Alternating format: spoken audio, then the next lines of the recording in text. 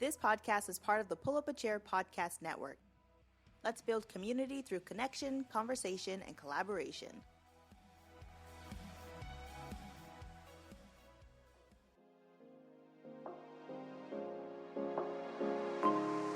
What does it mean to be happy? 'Cause it looks like we all don't know. Glass half full or empty. Man, we just putting on a show. Hi, I'm Jake. And I'm V, And you're listening to the It's Working podcast. where we take deep dives into mental health, breaking stigmas, and starting conversations. Oh, you know, I try to find a purpose in my life to drive me, to guide me. Oh, doctor, I feel dead inside. We are not healthcare professionals, and our opinions should not be taken as facts or as medical advice. To see any sources, resources, or study we speak about in this podcast, please check out our website, linked in the description of this podcast. If you or a loved one is struggling, there is hope and there is help. Some helpful resources can be found on our website, linked in the description of this podcast. It's Working Podcast is a production from the Pull Up a Chair Foundation. All opinions in this podcast belong to our hosts and do not necessarily reflect the views of the Pull Up a Chair Foundation. We're back, people. This week's topic is COVID.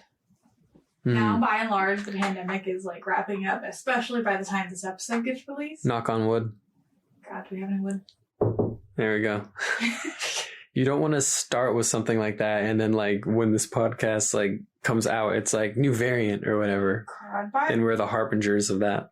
you know, with everything else going on in the world, hopefully our bad luck in that department runs out. I don't know. There have been some pretty bad things. Like, did you hear about, I'm going off on a tangent. We haven't even done our intro, but It's fine. did you hear about like that? There was like the killing stone in Japan. It was this like stone that was like the folklore behind it was it housed like a demon, like a 500-year-old demon or something. And then like it recently just split in half. Oh no. And it's said to like now like the demon is just running rampant now. Great. Yeah. Great. That's just, that's everything the universe needed and then some, Oh, of course. of course.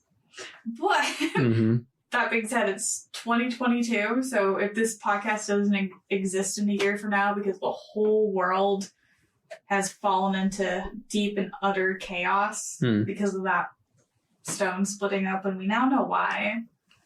Yeah. And so we're in, year 2 of this pandemic? Or Mhm. just maybe 3, depending on when you consider the, real start is. It's fair. Yeah. Because, my grandfather caught it at the beginning of 2020 before the shutdowns even happened, I think in, January or February. hmm But some people are catching it, 2019, but nobody knew what it was yet. Yeah. So either way, we've been at this for a while. That is very fair. We have. Yes. That being said, Mhm. with something like this, I can't call it anything other than all-encompassing hmm because it really has just taken over and I feel changed the world at large. Oh, for sure. Things are so much different. Like you look back, even how we did school, it's so much different now. I can't imagine being a kid during No. all this. Could you imagine kindergartners? Oh God. They're in second grade now? I hadn't even thought of that. They don't have any experiences with what it should be like in school. I don't know if you've ever heard of the show Queer Eye. I've heard of it. I don't know that I've watched a couple episodes with my parents. Okay, yeah. Yeah. So it's, for those of you who are uninitiated, Queer Eye is about 5 gay men who go and give people life makeovers. And each one has their specialty and a different personality. And anyways, their last episode was them going to a high school and helping the prom committee set up for prom and talking about how it was for those high schoolers. Their junior and senior years were interrupted by COVID, so they didn't really get the high school experience and prom was their last chance. Yeah. And it really got me thinking, which I think is why this episode's even happening, of like how it's really affected everybody's mental health. Because it has changed the world. And Right. I know during the height of the pandemic, hobbies were like taking off and everybody was like getting into like at-home stuff in the beginning. And things weren't bad. But towards the middle of like 2021, depression rates were skyrocketing. Yeah. And here we are. Like, in a lot of places, mask mandates are like no longer a thing. Basically, everybody who's going to get vaccinated has been vaccinated. Right. Like, it's like,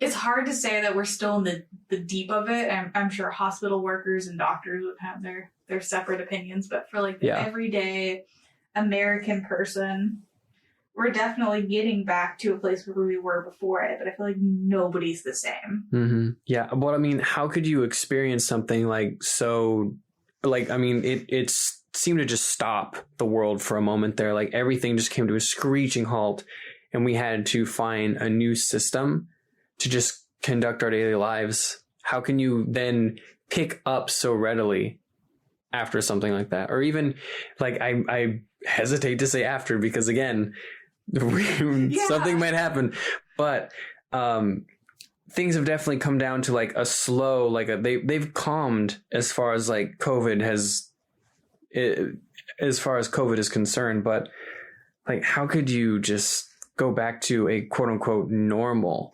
Yeah, I remember everybody's talking about the new normal, going back to normal, and it's like that was years ago. Yeah, I was still a brunette. Oh man, right? No, I would imagine it'd be really rough, especially like, God, I couldn't imagine what it would be like for like the high schoolers or like, around the time that COVID broke out, I was working in the after school program. And like, I know there were some kids that missed their like 6th grade promotion and they went into middle school, like doing online Zoom learning because of it. And that's how they started middle school. Yeah. So they never got like the whole like multiple teachers. Like you suddenly now when you go to like PE, you have like a locker and there's like a changing room aspect and all these like coming of age, like sort of like pieces that come with the advancement from like you're going from elementary school now to middle school. And then there's high school after that. That's the buffer period. It's also like the awkward preteen. It's the worst time to be alive is being a middle school student. You know, they got to skip that. That's not fair. No, they didn't get to skip it. They have to do it when they're older. I guess that is a crueler sentence, actually. I take it back. Speaking of cruelty, so my actual like day job is teaching after school programs using D&D and board games. Teaching, social skills. My group of kids the last group that I did in person are now in middle school. They were elementary school kids. Oh my God. They were children. They were teaching me how to dab and showing me like the dank memes. And I'm like, they're middle schoolers. I've not heard the term dank memes unironically for so long. I know. That seriously just dated that interaction. Like, oh my God. Also, the big meme, the last big meme that they showed me was the chicken nuggets with mac and cheese. Oh my God. And the joke was that I was a dinosaur and they were bringing me to the modern age. Because they were right at the cusp of the 4th grade. So they still had like a bit of elementary school to go before they hit that middle school brick wall. Yeah. And I'm just thinking, it was like, but my students, we didn't even get to finish our lesson because when the shutdown first happened, we still had 2 more classes to go. Oh, really? Yeah. Dang. We never got to finish. So. Yeah. I also got trapped out of a campaign with my students as well. We started playing D&D in the program and they got really into it. But I think it was a bit of a blessing that we got trapped out of it because I had just gotten into like JoJo's Bizarre Adventure and I started writing some really crazy stuff into my world. Like the kids got stands. Like why? I was fascinated with like stands and how they work and like how they're like superpowers, but they're also like a manifestation of yourself. So I gave the students an opportunity to make their own stands, and they got to pick a power that their stand had, but they had to relate it to themselves. So it was like a learning, like introspective sort of lesson, where it's you need to point this thing out to me in order to justify it. Otherwise, if you say I have every power ever, I'm going to say no. But if you can find something within yourself very specific, I will okay it. Well, I didn't guarantee it. It's like, I'll review it. I will review it. And if it seems like it is not game breaking, then yes, I will agree. Kids love that game breaking stuff. I had a student once want to use the Ben 10 alien watch. Oh my God. That's amazing. Yes. I told him, okay, you have to be a druid, and you'd be turning into other animals instead of aliens, which are other animals from different planets if you're a partaker in the alien universe. That's true. And then he rolled his eyes at me. Yeah. Real hard. Like, oh my God, this old lady. Yeah. But, like, I remember also what it was like to transition as an educator. And so, like, being a teacher who's like done the hybrid and the like Zoom meetings and how like that's affected your psyche. Because as a teacher, you're in a weird position. You grow older, but everybody else stays the same age. It feels like that, huh? Yeah, because they cycle in, they cycle out, they cycle in, they cycle out, and they're always around the same age, and you just keep gradually getting further and further away from the currentness that is the world. And so, like, the amount of stress that we're put on educators and first responders, and I think that's what really fueled, God, what was it called? Was it the Great Walkout or the Great Resignation? That's what it's been called. Oh, right. Yeah. I think it's just, like, the whole world's like, F this. Yeah, essentially. But also, that's stressful and scary to be unemployed in a time like this where everything's up in the air and things are getting more expensive every day. Every day. And it's like the cojones. Yeah. To be able to do that right now. And I know part of that is my age, is I grew up in a time where it's like you don't walk out of a job until you have something else lined up. Oh, yeah. And so like that's just wisdom right there. Yeah. And so like maybe when I was younger I would do that, and I definitely got fired from one job for behaving like brat that I was. But to do it without any plan other than I hate this current job, so I'm not wasting any more time on it, it's terrifying. Like what mindset that must be like, and how it probably wouldn't have happened if the world didn't take those like abrupt turn left like it has. Yeah. And then how are we as individuals going to change the way we do our everyday lives, the way we're going to raise children even? Because like all the COVID babies that happened. Oh gosh. Man. Like the 2-year-olds who've never like really been taken to parks and just let roam around in the dirt and eat sand and grass and all the stuff that I was with you until the eating dirt and grass and sand. I did that as a kid. My husband did that as a kid. Dirt is fine. I think if you're eating sand, you have a different problem. Oh, Michael used to love sand as a baby, according to his mother. No, because it'll tear up your insides. If you eat a lot of it, yeah. Well, I mean, if you're eating by the handful, like, I don't know how you ate your dirt and your grass, but, like, I made sure to get my roughage when I was a kid. Usually you put it in your mouth, you chew on it for a second, you spit it out because you're not dumb. Oh, well, okay, so that's where we differ. You would spit it back out eventually. No. The greens were part of the diet. You are a monster. A little bit, yeah. I remember when I was a kid in soccer fields, there was, like, a clover that would grow, and it tasted like Sour Patch Kids. It was a little sour. Oh, sourgrass. Sourgrass, yeah. So you know what I'm talking about. That's food. That's like actual food. Yeah, but I would just find it on our field, and so I would just like graze as a kid. It grows regularly. I'm trying to grow a patch in my backyard right now. Okay. You find it in a lot of Indian and Thai dishes. Gotcha. So then don't like think that I'm weird because I'm eating grass by the handful. I think you're eating like weeds, like dandelions. No.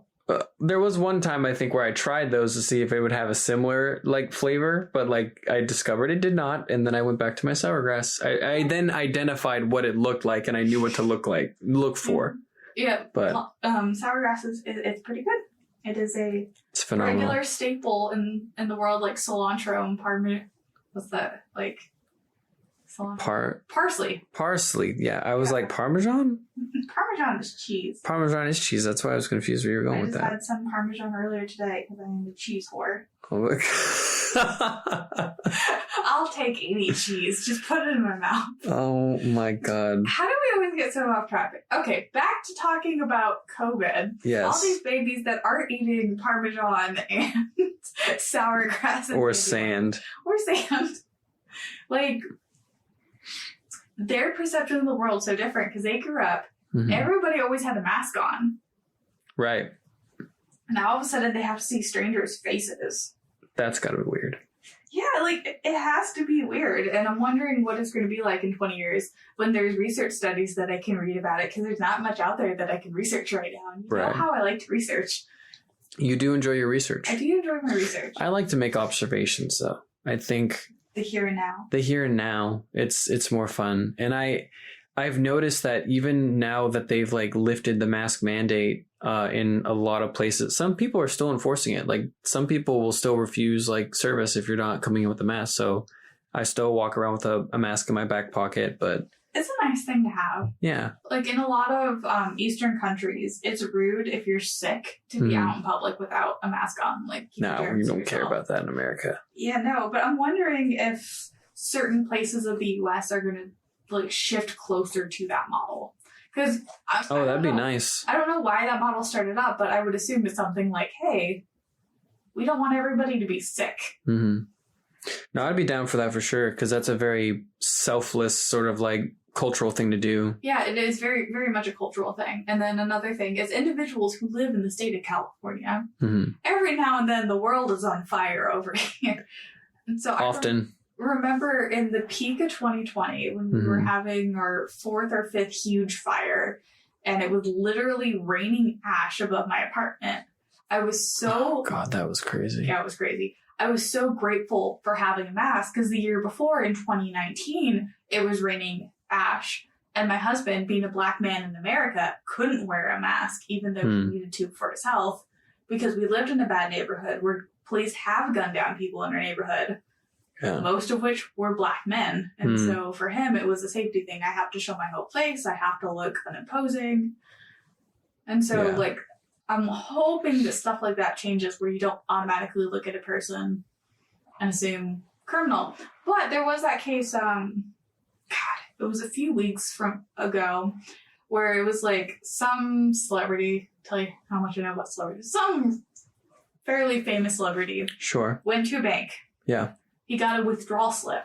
He filled out the withdrawal, put his account number, his routing number, and it was something like $13,000. On the back, he wrote, "Please be discreet." I'm assuming because he was going to get like $13,000 in cash. And it was a crowded bank. Yeah. And he didn't want the teller to be like, $13,000 for you, sir? Is that correct? Yeah. No. So, your total comes out to, is that correct? No. Yeah. So he goes up to the teller. He hands her the slip. He hands her his bank card and his ID. He punches in his PIN code, and she calls the police on him. He's a black man with a mask and a hat on. So the police come, they point their weapons at him, and there's videotape of them, like, hands on your head, get on the ground. They, like, cuff him, they bring him off the car, and then they verify it's the man's bank account, and he's trying to withdraw his own money. Right. And the bank teller is like, "Oh, well, I was trained to see potential threats." No, that's dumb. Yeah, but that's still in the middle of the pandemic when it happened, though. Not in the middle, but like towards the tail end of it, there's other people in the bank with masks on. Yeah. That wasn't a threat, though. That was a withdrawal. And, well, the person's reasoning is the note on the back saying, "Please be discreet." Keep in mind, he gave his ID. He put in the PIN number and knew the routing number. Right. And it was his bank account. It wasn't even like he's, like, withdrawing from somebody else's account. Anyways, like, it all got worked out, but it's, like, incidents like that where it's like... maybe the place where things went awry was like the note on the back. Maybe that's something that could have been like whispered into like the microphone, like, hey, just, you know, I'm withdrawing a lot of money. Could you please like make it discreet? Maybe then, but still, that's like such poor judgment on like the teller's part to like call the police over that, because it was a withdrawal. He had all the information to like get the money taken out of the bank. It's like, it wasn't like he was robbing the place. There was no like weapon brandish. There was no threat. Well, hey, I made a dumb joke on Twitter because it was 5 a.m. when I was reading about this. Uh-oh. I deleted it instantly, but I'm sure it's still out there because it's the internet. I was like, what's he going to do? Give them a paper cut? Wow. Yeah. That was a bad joke. Right? Yeah. Like the most, people die from paper cuts. The most threatening thing. I'm sure there's got to be like a number annually that die from paper cuts. I didn't research that, so I don't know. I'd be curious to know. But yeah, I was thinking it's all like the worst thing he could do is yell at them or give them a paper cut. That's fair. But he had 2 different guns pointed at his face. Dang. And the reasoning being that he had a mask and he wrote a note on the back of the withdrawal slip. And a bunch of people were like, well, he shouldn't have written a note. He should have filled out a withdrawal slip. And it's like the note was on the withdrawal slip. You dingus. Actually, read the police report. Don't make a snap judgment without at least reading the evidence. Then make the snap judgment. Boy, I can't talk today. So, like, I was hoping in my naivete that masks would be more normalized. So when it is, like, a time where you would want to wear a mask, you could do so safely. Right. But maybe I'm naive. Okay, I'm definitely naive. But that was my hope. That can't be true. I don't trust this site. Oh, God. I just looked up how many people died from like paper cuts, and it says 2,346. First of all, that sounds like a made-up number. That's a very specific number. That sounds like such a made-up number. Fact check, guys. And also, it's on answers.com. Okay, so this definitely isn't true, but it's laughable. Yeah. It's on answers.com, and it says, the first thing is, this is a true fact. 2,346 people have died from severe paper cuts, which led to excessive bleeding and quite dramatic blood loss. Well, excessive bleeding would be quite dramatic blood loss. It's not an and. Its sources? No, so someone asks for a source, and it goes on deaf ears, apparently. So probably did not happen, but I did scroll quite a bit to just find that. Okay. Maybe we'll do an episode on how to properly research on the internet. I'm sure people would appreciate that. That was the only thing that gave a number, because the other ones were like, local man almost dies from paper cut. It's like, I want the number. I want the statistic, please.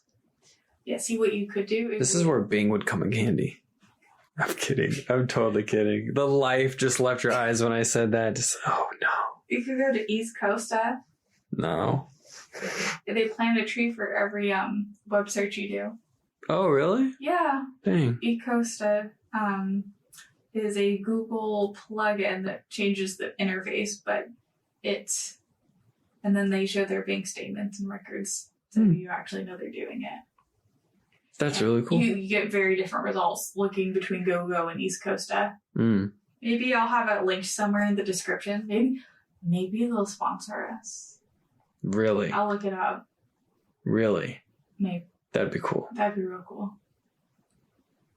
I want to know more about the effects of COVID, though, on the current climate of things. Well, see, the problem is right now is a lot of the stuff is self-reported. That's and true. You can only take self-reporting with a grain of salt. That's very fair. And I don't have a salt shaker near me, just salt lamps, and I can't exactly toss those over my shoulder. So... Right. But in your personal experience, how has COVID affected your life long term? Well, I was actually going to ask you, but I'll go first. So definitely I know I didn't have so much of a problem with it at first, because I lean more toward the introverted scale. And so not having to wake up and go to work and see people, be on all the time at work was like a little bit of a nice vacation. I got to stay in my PJs all day, put on my comfy, Sherpa jacket and just play video games with my buddies online where no one has to look at each other. We're just shooting aliens all day long. And it was great. But then eventually I found that it was kind of rough. I missed going and visiting people. Yeah. And then, like you mentioned earlier, the hobbies kicked in hardcore. Like, I think it was around that time where I was feeling like real low that my nephew had taken me out to Kiraheim. Okay. And tried archery once. And then I decided, like, this is going to be a lifelong commitment that I enter into now. And every time I went out on Saturday, I would try the bow until people started taking the bow and I got fed up with that. So then I bought my own. And then I had no excuse why I couldn't just practice at home now. And then you got a better bow and you're letting me long-term borrow your old bow. Yeah. Well, I mean, it's better off in your hands than anyone else. I mean, I used it to the point where I can't move my 2 fingers at the moment.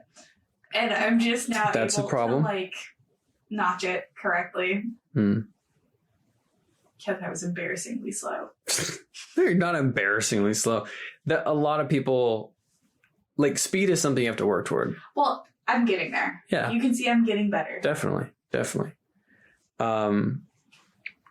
But like I was saying, like, the hobbies kicked in hardcore. And then I think they did that thing where, like, they sort of went, oh, well, you can go and you can see friends, but you got to, like, distance and you got to be masked up and all that stuff. And so people rushed out to go and see their friends again. And then not too long after, they were like, oh, we're going to do another shutdown.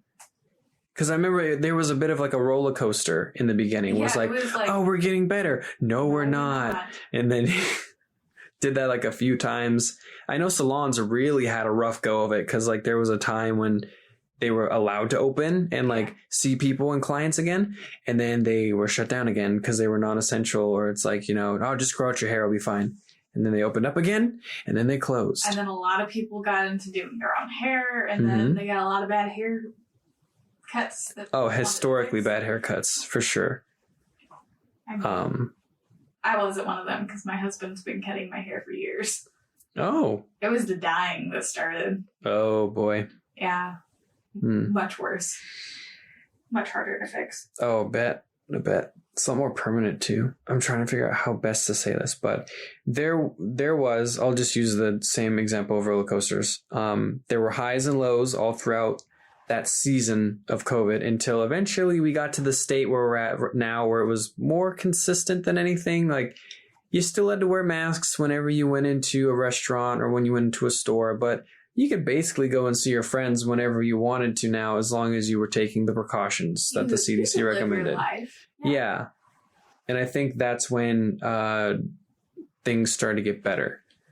But I would imagine there are a lot of people out there with similar experience where, especially for those who are more like social and like need to be around people more often and like have group gatherings and stuff, like where it was brutal not being able to be around anyone, especially if you're living on your own or you're living with roommates or something.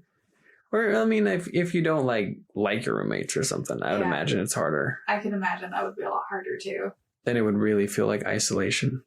Yeah. Like, okay, my roommate, who's been my roommate for years now, like the last 4, maybe 5 years, it's been my husband, myself, and a roommate. Yeah. Joke used to be that they were a couple and I was the lesbian that hung out with them. Yeah. Anyways, we lived with him. Yeah. There was months we'd only see him once or twice, and he'd come out like with his hand held high to block the light to get food during the COVID time. Oh, boy. Back to his room. And he was living the dream. For him, COVID was like unleashed his inner hermit, which he had always waited for. Yeah. Because his job is now forever completely remote. Whoa. And he like goes from his bed to his computer to the fridge and back. But he does shower every day. He's not a complete neckbeard. Oh, good. That was my follow-up question. He's a good guy. I very much enjoy Brad, actually. If you watch my YouTube channel, he's the guy who comes out and does moonshine shots with me occasionally. Oh my god.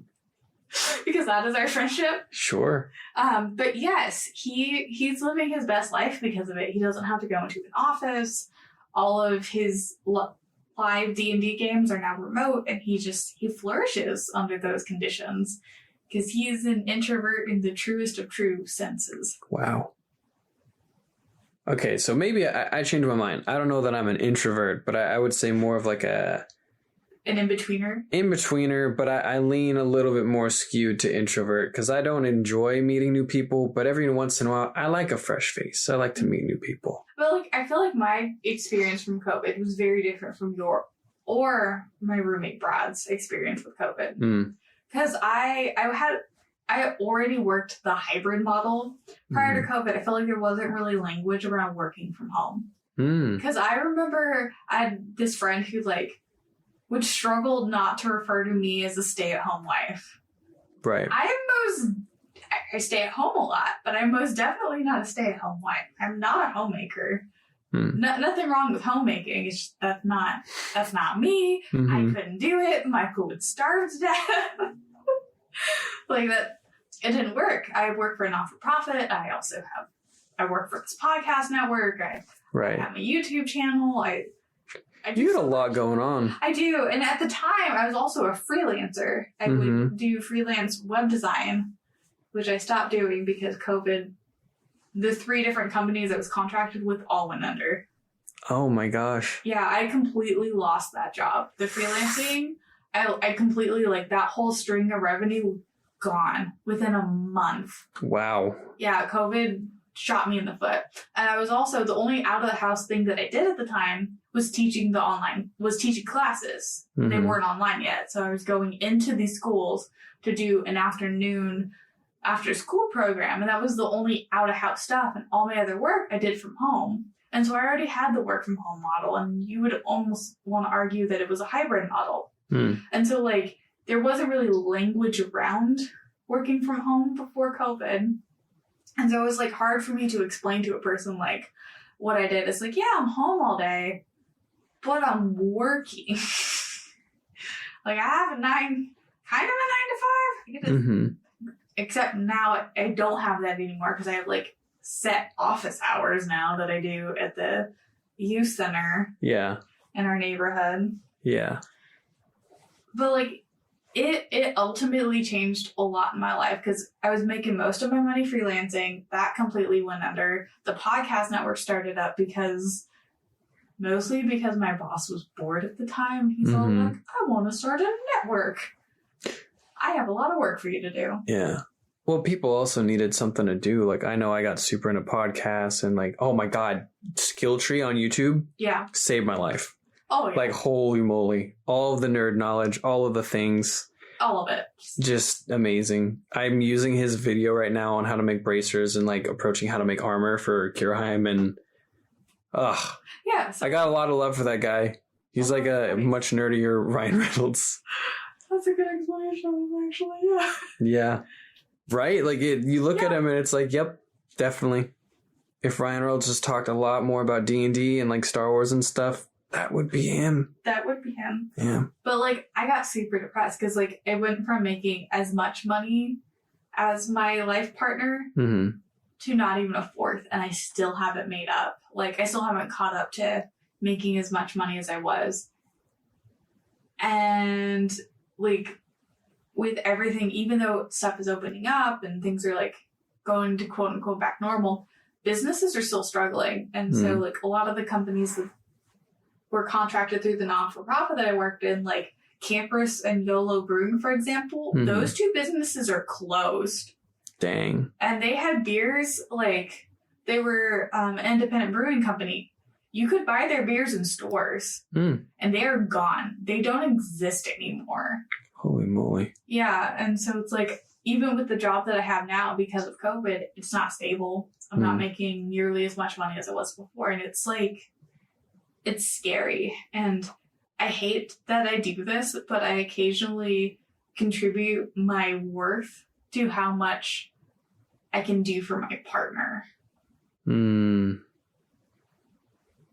Yeah. Well, this is because your love language is acts of service, right? Yes, it is. Yeah. And so you want to provide. I want to provide. I am the Yeah. woman, but I was also the breadwinner for the vast majority of our relationship. I either made as much money as him or more money than him, and it's been that way our entire adult lives. And I met him when I was 18 when I met him, and I was 19 when we were dating. We've been together on and off since then. Okay, when I say on and off, we broke up 3 times, and they only lasted a couple days. So technically on and off.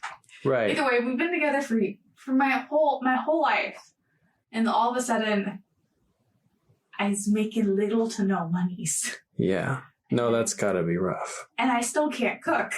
So I can't even be like, yo, at least I'm holding down the You never fort. jumped on that trend of learning how to make bread? Okay, no. Oh my god. That was crazy. Do you remember when like everyone was learning how to make bread? Everybody was learning how to bake bread. Everybody was buying plants. Yeah. All of it. I made not a lot of money, but I made a good little money clipping the plants that I had at home and making like little. Yeah, because I'm a crazy plant lady. Yeah.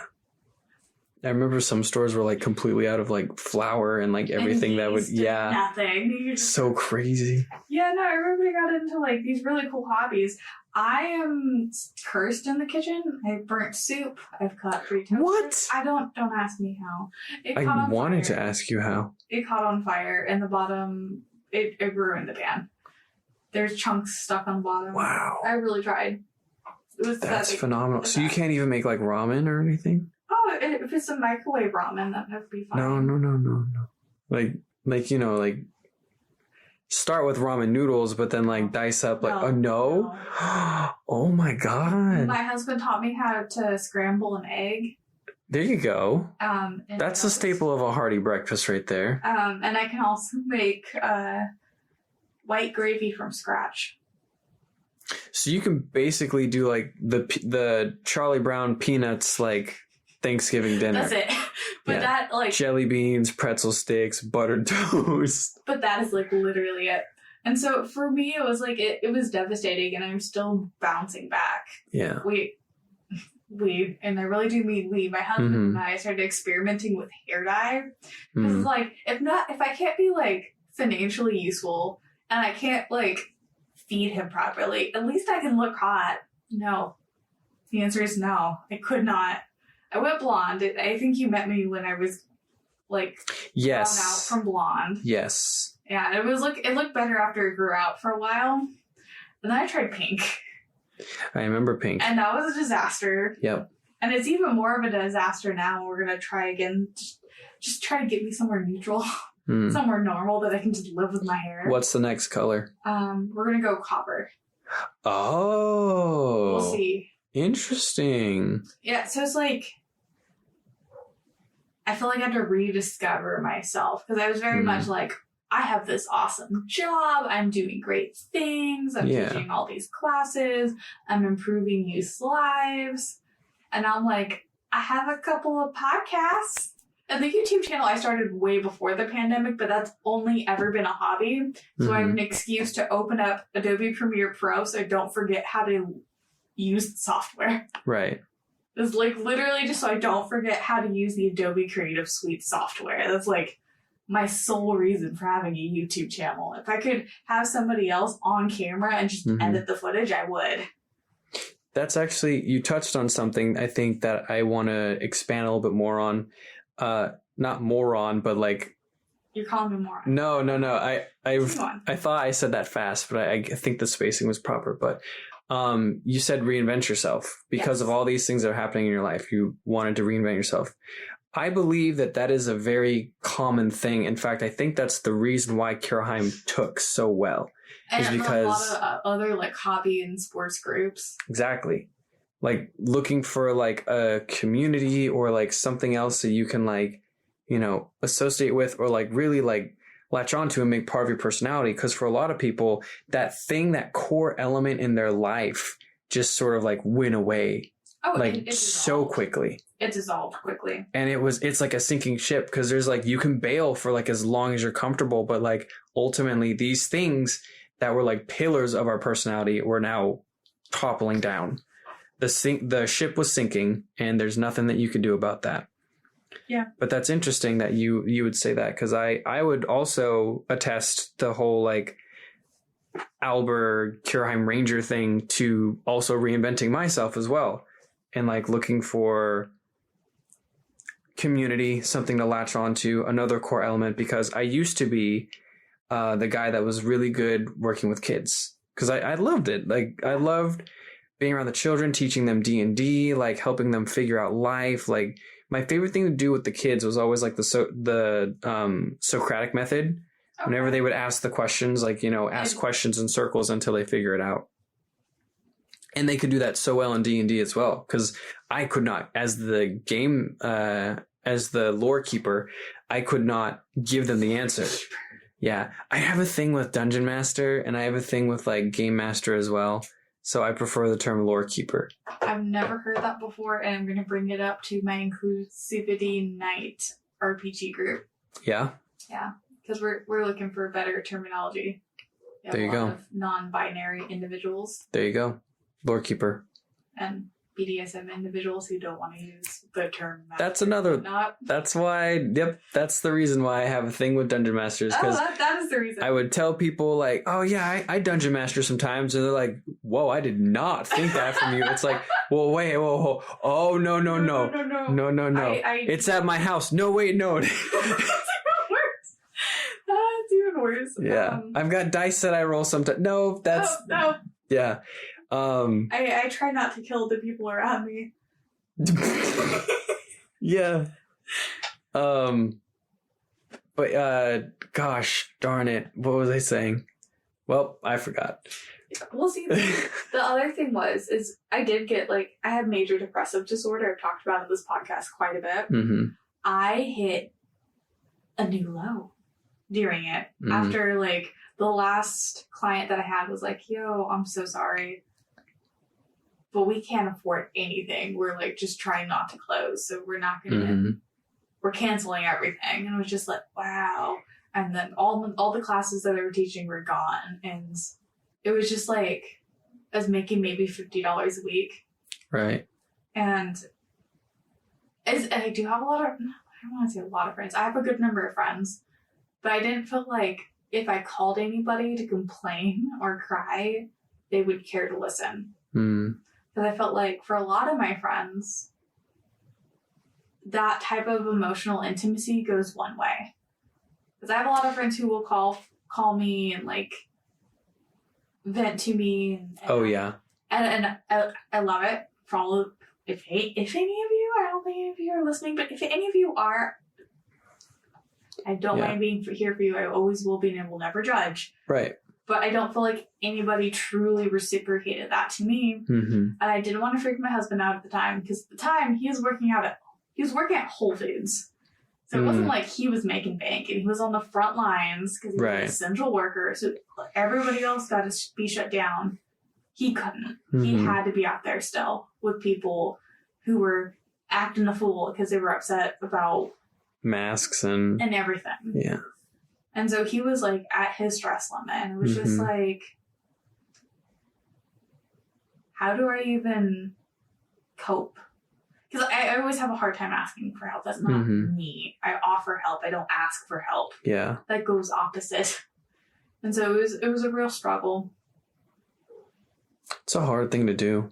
Yeah, it really is. And then it's I still I think back on it, and it's I wish I did reach out for help. Mm-hmm. But at the same time, I can't imagine how devastated I would be if I reached out for help and nobody actually helped me. And that's I don't want to say a huge fear of mine, but that's something I'm regularly afraid of. I do care for and love a lot of people. Yeah. But I worry that they don't feel the same way towards me as I do of them. Hmm. And so I did a little experiment, which was the dumbest thing I think I've ever done. Oh boy. I did not text anybody for 2.5 months to see if anybody would reach out to check on me. No. And so in my mind, I was like, I'm going to do it for 2.5 months to see how long it was. Yeah. Guess how long it was before anybody texted me? A day. 6 months. Oh, no. Yeah, it was a real eye-opener for me. Oh my God. Yeah. Like, I saw my husband because he came home Yeah. every day at the end of the day. Mm-hmm. But nothing. That's wild. Yeah, and so I'm sure, like, in hindsight, at the time, it was, like, awful. But in hindsight, I'm like, everybody else was dealing, like, the world was ending. Yeah.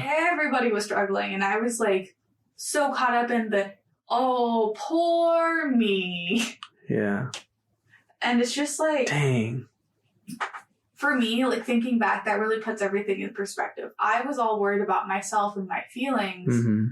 And I wasn't thinking about how everybody was with themselves and their feelings and their struggles. Yeah. And I feel like everybody very much recognizes with their experiences and assumes that everybody is struggling, but not to the same extent that they were. That's fair. And everybody, yes, was struggling, but, like, are very caught up in, well, I wasn't helped, so why should I help? And I feel like that's where, like, the biggest point of realization that we as a world community need to come to is everybody is struggling, so don't necessarily wait to reach out for help. If you need help, reach out for it. Yeah. But also remember to give help, even when somebody's not like, hey, I'm drowning, give me a hand. Maybe you reach before they're drowning. Yeah. That's a hard one, because not everyone can operate in that. Like, it takes a certain type of person, I think, to be able to be the shoulder to cry on, the one that listens, gives, like, you know, impartial advice.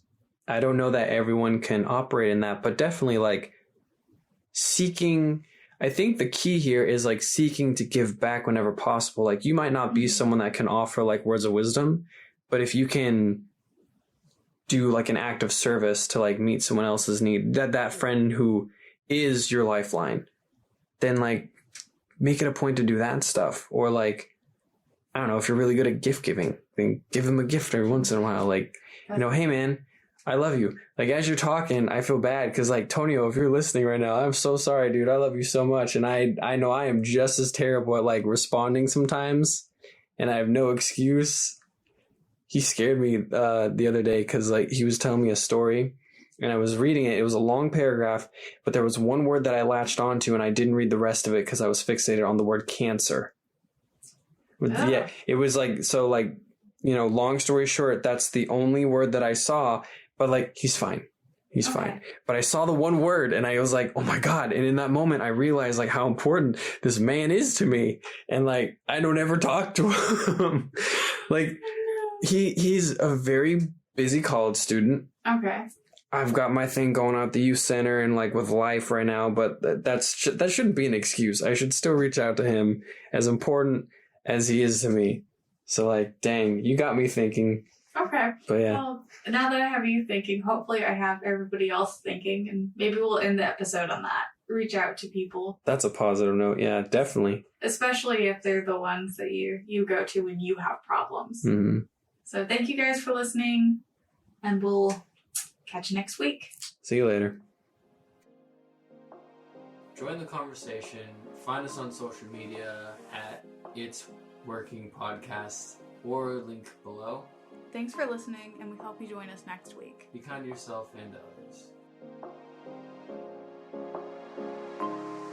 What does it mean to be happy? 'Cause it looks like we all don't know. Glass half full or empty. Man, we just putting on a show. Oh, you know, I try to find a purpose in my life to drive me, to guide me. Oh, doctor, I feel dead inside.